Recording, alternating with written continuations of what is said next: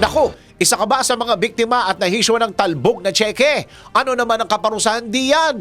Alamin sa NBI. Naku, bawal ito. Alamin kung bawal o hindi. Dahil kung di mo alam to, kaso ang kakaharapin mo sa NBI. Nako, bawal ito. Tumalbog ang tseke na inisyu sa'yo? Nako, bawal ito.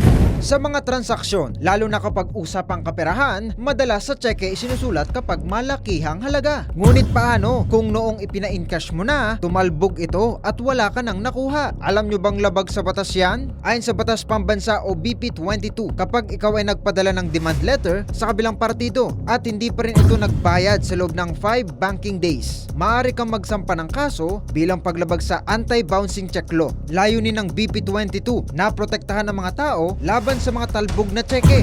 Nakasaad din dito na isang krimen ang pag-issue ng bouncing check. Ayon sa batas, ang sino mang mag-issue ng talbog na tseke ay maaaring makulong mula 30 araw hanggang 1 taon at babayaran ng doble ang halaga ng nakasaad sa tseke. Pero dapat hindi lalagpas ang halaga sa 200,000 piso. Kaya sa mga nagpapanggap na yayamanin, sa mata ng batas, wala kayong may isahan.